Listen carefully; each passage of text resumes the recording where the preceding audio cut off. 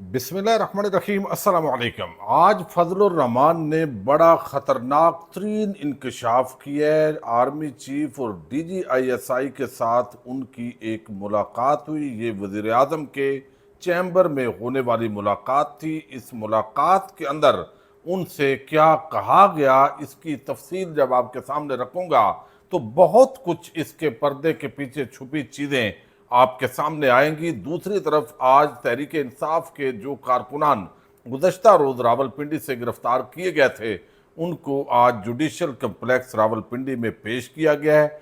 एक 80 साला खातून और फिर सिमाबिया तायर, उनके साथ पुलिस वालों ने क्या किया है, ये तफसील भी आपके सामने रखनी है।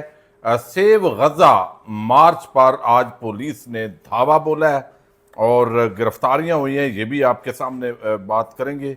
उम्मीद है आप वीडियो समाप्त करेंगे और जो फायर वॉल इस चैनल पर लगाई गई है, लाइक्स और कमेंट्स के ज़रिए इसको तब्दील करने की कोशिश करेंगे। अच्छा, अब आप देखिए, कश्मीर और फ़लस्तीन, ये पाकिस्तान की दो ममालिक पर जो पॉलिसीज़ थी वो बड़ी वाज़ेह थी। कश्मीर जो है, जिस अंदाज के अंदर भारत की झोली में डाल दिया गया, और उसका इल्ज़ाम तो हमेशा सियासी हुकूमत पर आता है। इमरान खान पर इल्ज़ामात की बौछार की गई और इमरान खान मोदी को जिस तरह ललकारता रहा, जिस तरह वो भारत की हिंदुआ तवा पॉलिसी जो है उसको उजागर करता रहा। आज कोई है जो इस पे बात कर रहा हो? कोई हमारा अस्करी अदारा, हमारी वजारत खारजा, हमारे दीगर हुकूमती वज़ीर आज़म, किसी ने भी मोदी की ना उस तरह मजम्मत की है, ना उस तरह उसकी पॉलिसी जो वहाँ हट तरबी पे मबनी है उसको उजागर किया है, ना ही ये जो केस है कश्मीर का, इसको फाइट करने की कोशिश की जा रही है आलमी फोरम पर। अब तो ऐसे लगता है कि कश्मीर के मामले के अंदर हुकूमत वाज़े तौर पर, बल्कि रियासत पाकिस्तान, ये खामोश हो गई है। और अब पहली मरतबा आप देखें, अभी यूनाइटेड नेशंस जनरल असम्बली का इजलास हुआ है और वहाँ पे जो हमारे बड़े दरीना दोस्त हैं, तैयब उर्दवान, तुर्किया के प्रेसिडेंट, उन्होंने कश्मीर का जिक्र नहीं किया है। उसकी वजह क्या है कि जब खुद ही एक मुल्क जिक्र नहीं करेगा तो दूसरे को क्या पड़ी है। अच्छा, फ़लस्तीन के मामले के अंदर भी ऐसा ही है। फ़लस्तीन की पाकिस्तान की पॉलिसी तकरीबन तब्दील हो चुकी है। वहाँ जो अक़वाम मुत्तहिदा के अंदर फनकारी और अदाकारी की गई है, और वो सिर्फ चूंकि मुशीरों ने समझाया हुआ था कि इमरान खान ने बड़ी तकरीर की थी, आप भी थोड़ा सा इस तरह कर दें, और लगता ये है। लेकिन अभी वो जो वज़ीर आज़म साहब 2 दिन से लापता है और लंदन के अंदर, तो अब आप देखिए कि यहाँ पे गजा मार्च होते थे, यहाँ पे फ़लस्तीनियों के हक में तकरीरें होती थी, पाकिस्तान के अंदर झंडे लहराए जाते थे। लेकिन जुल्म बर्बरियत जो इस वक्त हो रही है, यहाँ इस्लामाबाद प्रेस क्लब के सामने सेनेटर मुश्ताक, साबिक सेनेटर, उनकी एहलिया, दर्जन भर लोग, उनको इस्लामाबाद पुलिस ने गिरफ्तार कर लिया है। क्यों भाई? फ़लस्तीन का झंडा नजर नहीं आना चाहिए, नारा नहीं होना चाहिए, इसराइल के खिलाफ जो है वो बयानात नहीं होने चाहिए। ये कौन है जो इस वक्त मुल्क की पॉलिसी जिसने तब्दील कर दी है? ये कौन है जिसने फ़लस्तीन काज का यहां पाकिस्तान में सौदा कर दिया है? कहते थे ना, इमरान खान ने कश्मीर का सौदा कर दिया है। तो ये तो हमारे सामने हो रहा है। किसी मैच में कहीं आगे पीछे आप झंडा लेकर चले जाएं तो गिरफ्तारी। अब धावा बोला है इस्लामाबाद पुलिस ने, वैसे तो नहीं धावा बोला। यानी इस वक्त वैसे तो पुलिस फोर्स तकरीबन ऐसे ही है कि वो मरियम और शहबाज फोर्स है। तनख्वाह सिर्फ कौमी खजाने से लेनी है, नौकरी उन्होंने उनकी करनी है। लेकिन अब इनको इकामात आए होंगे, यहां फ़लस्तीन के हक में पाकिस्तान के अंदर अब एहतजाज नहीं हो सकता, और होगा तो फिर यही होगा। अच्छा, दूसरा आप देखिए, कल एक तो सिमाबिया तायर जो फार्म 45 की MNA है रावलपिंडी से, लेकिन उनको कमिश्नर चट्ठा के मुताबिक जिस तरह इस पिंडी के अंदर हरवाए गए लोग, अब हराया गया।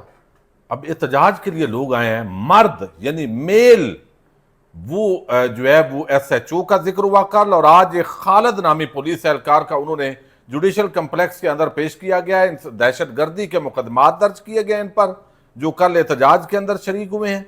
और सिमाबिया ने पेशी पर बताया कि खालिद नामी एक पुलिस एहलकार है और उसके साथ सिविल कपड़ों के अंदर मलबूस नकाब पोशों ने मेरा दुपट्टा फाड़ा है میرے گریبان پہ ہاتھ ڈالا ہے اور میرے سر پر مارا ہے، ان سے حساب لیا جائے گا۔ لیکن بھئی آپ کے تحریک انصاف والے سارے جو لیڈران ہیں وہ تو صلح حدیبیہ کی مثال دے کے پہلے ہی معاف کیے بیٹھے ہیں ان سب کو، ٹھیک ہے نا۔ وہ حالانکہ منافقوں کے لیے نہیں تھی، وہ کافروں کے لیے ہے۔ اچھا، لیکن یہاں پہ جب یہ آپ کریں گے تو پولیس والے کہیں گے انہوں نے تو کل صلح ہی کرنی ہے، یہ ہم تو ڈیوٹیاں دیں گے ایک ایک پولیس والے کی۔ کل میں نے جو آپ کو بتایا وہاں لوگ کہہ رہے تھے کہ ہمیں یہ ہماری لیڈرشپ کو احکامات دینے چاہیے واضح طور پہ، اس ایک ایک تھانے کے ایک ایک اس S H O, S I, A S I, head constable جتنے بھی ہیں رضاکار، ان کی لسٹ بنا کے ان کے نام نوٹ کرنے چاہیے کہ تحریک انصاف اور عام پاکستانیوں کے خلاف ظلم میں کون شریک ہے۔ اور جب عمران خان عوام کی طاقت سے اقتدار میں آئیں گے تو پہلا کام ان کو نوکری سے برخاست کرنا ہے اور اگلا کام ان پر مقدمات قائم کرنا ہے، اور یہ باقاعدہ ترمیم لا کے اس طریقے سے کرنا ہے تاکہ آئندہ یہ جو ٹیکس پیئر کے پیسے اور ٹکڑوں پہ پلتے ہیں یہ عوام کے وفادار بنے، یہ مافیا کے وفادار نہ بنے۔ تو یہ بات انہوں نے کل کہی ہے۔ اچھا، دوسرا آپ دیکھیے دوپٹے کھینچنا اور یہ کام ان کے، یعنی یہ اس وقت اتنے بے حیا، اور وہ جو بھی ہیں، اب ساری پولیس تو ہم نہیں کہتے، لیکن جو بھی وہ بے غیرت لوگ ہیں ان کے خلاف کارروائی ہونی چاہیے۔ وہ بے شرم ترین لوگ ہیں، وہ اداروں کی بدنامی کا باعث بن رہے ہیں، یا ان کی ٹریننگ ہونی چاہیے۔ یعنی آپ سمجھتے ہیں جب آپ ماؤں بہنوں بیٹیوں تک آ جائیں اور آپ پہ کوئی بات بھی نہ کریں، ان ماؤں بہنوں کی توہین پورے پاکستان کی ماؤں بہنوں کی توہین ہے۔ آپ کے گھر میں یہ پولیس والے جو ہے ان کے گھر میں مائیں بہنیں نہیں ہیں، یہ اتنے بے شرم بے حیا ہیں کہ یہ اس طرح کریں جس طرح لوگوں نے دیکھا ہے۔ یہ اب دوسری بے شرمی بے حیائی دیکھیں ان کی، یعنی 80 سالہ ایک مائی ہے، یعنی وہ اسلام آباد میں آئی ہوگی بیچاری نے، بری امام جانا تھا، اس نے کہا چلو گاڑیاں جا رہی ہیں ویسے جانے کو نہیں، فری چلی جاؤں گی۔ اب وہ احتجاج کے اندر شاید اس وجہ سے شریک ہوئی ہے۔ اب 80 سالہ مائی، اس کا چہرہ دیکھیں اور ان بے شرم بے حیاؤں کو دیکھیں جنہوں نے اس پہ مقدمہ درج کیا ہے۔ یا تو ان کی کوئی آپ ٹریننگ کریں کہ بھئی جیسے بھی حالات ہوں، احکامات آپ کو جیسے بھی آئیں، آپ نے قانون کے اندر رہ کے یہ کام کرنا ہے۔ یا پھر ان بے حیاؤں بے غیرتوں اس طرح کے لوگوں کو تو اداروں میں ہونے ہی نہیں چاہیے۔ یعنی 80 سالہ، میں خود اتنا مطلب ہے بندہ کیا کہے، یعنی وہ جو بھی بندہ تھا، آپ اس 80 سالہ ماں کو جو اس پوری قوم کی ماں ہے، اس کو یعنی ماں جیسی ہے، اس کو انسداد دہشت گردی کے اندر، یعنی دہشت گردی کا مقدمہ درج کر رہے ہیں آپ۔ کوئی یعنی شرم ہوتی ہے، کوئی حیا ہوتی ہے، بندہ کیا کہہ سکتا ہے اس پہ؟ اب یہ اداروں کا احترام کروا رہے ہیں آپ، بہت افسوس ہوا ہے، اب بندہ کیا کہے۔ اچھا، دوسری طرف جو ہے وہ مولانا فضل الرحمان نے آج ایک پریس کانفرنس کی، انہوں نے اپنے پارٹی کے الیکشنز کروائے ہیں، اب وہ جمع کروائیں گے، ظاہر ہے ان کے قبول کر لیے جائیں گے، اور وہ کروا کے تو اس کے اندر انہوں نے ایک پریس کانفرنس کی ہے، فاٹا کے حوالے سے بھی بات کی ہے۔ تحریک انصاف کہتے ہیں میرا مینڈیٹ چھینا گیا ہے، حالانکہ تحریک انصاف والوں نے تو کہا تھا کہ آپ کا جہاں جہاں کوئی آپ کو شکایت ہے ووٹ آپ لائیے، ہم فارم 45 کھول دیتے ہیں، تو وہ تو نہیں ہوا ایسا۔ اچھا، پھر وہ آپ کو مولانا کو بتانا چاہیے۔ لیکن دوسرا انہوں نے واضح کر دیا ہے، یہ بڑا خوش آئند ہے، 2-3 باتیں ان کی رکھتا ہوں، لیکن اصل جو آج انہوں نے انکشاف کیا ہے وہ بڑا خطرناک ہے۔ اب انہوں نے کہا ہے ایک تو کہ آئینی ترامیم کی آڑ میں آپ بنیادی حقوق ختم کر دیں اور فوج کو اتنا مضبوط کر دیں کہ ہر سطح پر فوج ہی فوج ہو، تو پھر مارشل لاء اور اس ترمیم میں کیا فرق ہے، اس لیے ہم نے اس ترمیم کی مخالفت کی ہے، یہ انہوں نے واضح کر دیا۔ پھر انہوں نے کہا کہ مسئلہ یعنی اس پارلیمنٹ سے آئینی ترمیم کروانا نا انصافی ہے، دوبارہ الیکشن کروائے جائیں تاکہ عوام کے حقیقی نمائندوں کا موقع ملے۔ انہوں نے کہا یہ جو پارلیمان ہے، یہ اصل جعلی پارلیمان سے اتنی بڑی ترمیم کروانا عوام سے نا انصافی ہے، یہ بہت بڑی اسٹیٹمنٹ ہے۔ خیبر پختونخوا میں ہمارا مینڈیٹ چرا کر پی ٹی آئی کو دیا گیا، تو پی ٹی آئی پہلے بھی چیلنج کر چکی ہے، اب بھی آپ بتائیے کہاں سے فارم 45 لینے ہیں تاکہ یہ ہونا چاہیے۔ اچھا، شخصیات کے، یا یہ تو نہیں ہے کہ ڈکیٹی ہوئی ہے تو ڈکیٹی جنہوں نے کی ہے وہ پیپلز پارٹی نون لیگ حصہ لے گئے ہیں، اور آپ کو اس کے مطابق حصہ نہیں ملا اور یہ ناراضگی ہے تو یہ بھی دیکھنی ہے. بہرحال شخصیات کے پیچھے نہ جائیں, یہ بات عام انہوں نے کی ہے, شخصیات کے پیچھے نہ جائیں. مدت ملازمت اور ججز کی تعداد میں اضافے کے مقاصد سیاسی ہیں. میثاق جمہوریت کے مطابق عدلیہ میں اصلاحات لائیں, بنیادی حقوق کا دائرہ تنگ نہ کریں. جعلی پارلیمان سے اتنی بڑی ترمیم کروانا نا انصافی ہے. یہ آج انہوں نے واضح بیان دیا ہے. لیکن میں نے جو آپ کے سامنے بیان رکھنا ہے نا جی, وہ ہے پاکستان کے اندر امریکی مداخلت. آپ کو علم ہے کہ عمران خان کا یہ الزام تھا کہ امریکہ کے کہنے پر میری حکومت تبدیل کی گئی, اور وہ سائفر اس کا ایک بڑا ثبوت تھا. اور اس کے بعد ہم نے دیکھا وہ بیانیہ زبردست کرنے کے لیے 9 مئی اور آگے بہت کچھ ہوا. لیکن یہاں پہ عمران خان نے کہا کہ میری, یعنی اس کا مطلب ہے کہ حکومتیں تو امریکہ پہلے بھی تبدیل کرتا ہے, یہ تو ایڈمیٹڈ فیکٹ ہے. اور ڈونلڈ لو اور سائفر بھی آیا, وہ بھی ریالٹی, اس میں لکھا بھی وہی تھا, پھر اس کے مطابق عمل بھی ہوا. لیکن ابھی بھی کہتے ہیں عمران خان غلط بیانی کر رہا ہے. یہ بڑی حیرت کی بات ہے. لیکن میں آپ کو بتاتا ہوں, یہ اس سے سمجھ جائیں گے, اس سے ایک اشارہ شاید مولانا نے دیا ہے کہ عمران خان کی حکومت تبدیل کرنے میں بھی امریکہ کا کتنا اثر و رسوخ ہو سکتا ہے.